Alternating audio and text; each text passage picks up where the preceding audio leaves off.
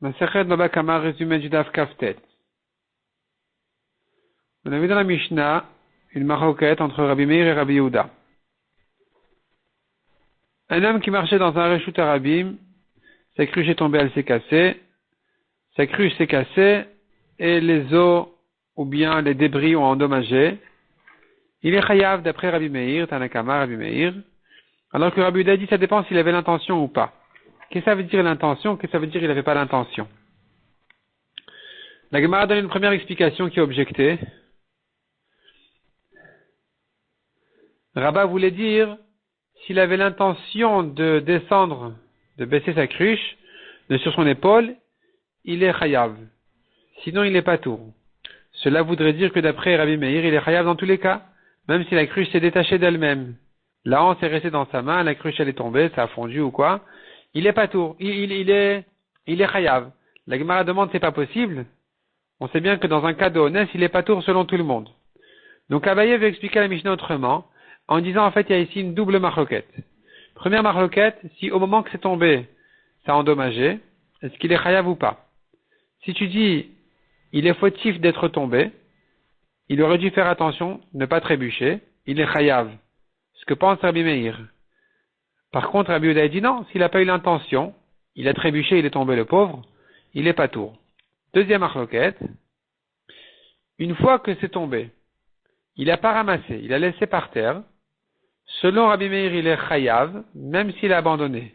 Selon Rabbi Yehuda, c'est que s'il a eu l'intention de garder, d'acquérir les débris, qu'il est chayav. Mais s'il a eu l'intention de tout abandonner, donc il n'a pas eu l'intention de les garder, dans ce cas-là, il n'est pas tour. De là, on arrive en fait à une grande marloquette, à savoir quand est-ce que la Torah a rendu chayav, celui qui a creusé un puits, un obstacle dans un reshut Arabim. Est-ce que c'est que si l'obstacle est à lui, ou même s'il a abandonné? Est-ce que quelqu'un qui a creusé dans un reshut Arabim, un puits, il est un trou, il est chayav, c'est un obstacle, il est chayav, ou je dis non, c'est pas lui du tout, il est pas tour. C'est que s'il a fait chez lui et que il a tout abandonné autour en ne se gardant que le puits, qui sera chayav. Mais si tout est abandonné, il est pas tour. Donc ça c'est la marloquette. Selon Rabbi Meir, il est chayav dans tous les cas, même si tout a été abandonné, comme un bord dans un reshut Arabim. Selon Rabbi Yehuda, c'est que s'il a eu l'intention de garder les débris qu'il est chayav, mais s'il a eu l'intention de tout abandonner, il est pas tour, parce qu'un bord dans un reshut Arabim, d'après lui, il est pas tour.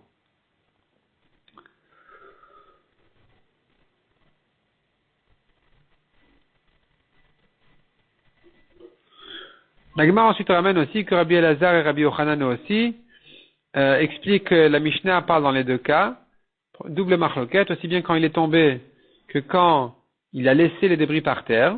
Et donc il y a une double marloquette à savoir est-ce que il est responsable, il est fautif d'être tombé ou pas, et ensuite est-ce qu'il est responsable de ce qu'il a abandonné ou pas.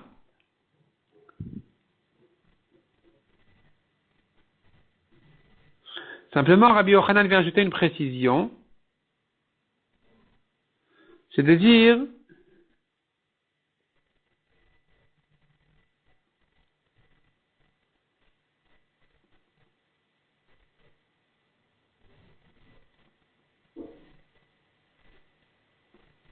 quand est-ce que les Chachamim disent que s'il a abandonné ces obstacles, il est pas tour, c'est que comme, dans un cas comme celui-là où ça s'est cassé. Donc on aurait dit un homme a acheté une bouteille de vin, le pauvre elle est tombée, elle s'est cassée en sortant du magasin, tout s'est abîmé, tout s'est renversé. S'il laisse les choses telles quelles et qu'il les abandonne, c'est là où les Chachamim disent qu'il est pas tour, même s'il n'a pas débarrassé. Mais si c'est lui qui a cassé, ou qui, a priori, a négligé ses affaires, les a laissées comme ça, il les a abandonnées, dans ce cas-là, c'est sûr qu'il sera chayav. La Gemara ensuite ramène une marloquette entre Rabbi Yochanan et Rabbi Elazar, justement sur cette question-là. Quelqu'un qui a abandonné ses nezakim, ses obstacles, est-ce qu'il est chayav ou pas? Donc selon Rabbi Meir, tout le monde est bien d'accord qu'il est chayav, comme on a dit, même s'il a abandonné. Selon les Chachamim, ils sont en marloquette, est-ce qu'il est pas tour dans tous les cas?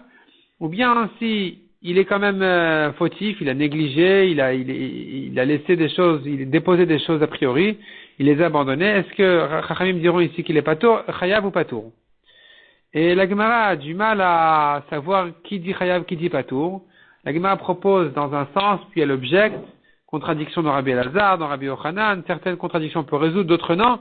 Finalement la Gemara conclut que d'après Rabbi Yochanan est celui qui dit qu'il est chayav, quand il a tout abandonné, il est chayav, parce que on est chayav dans un bord birshut arabim, alors que tout est abandonné pour Rabbi Yochanan. Rabbi Elazar pense qu'il est pas tour. Un bord birshut arabim, il est pas tour. Tout est abandonné, c'est pas lui, il en est pas responsable. Cependant, dit la Gemara, Rabbi Elazar, au nom de son maître Rabbi Ishmael, il est d'accord effectivement que dans un bord birshut arabim, même s'il n'est pas propriétaire du tout, la Torah l'a fait comme le propriétaire pour le rendre chayav.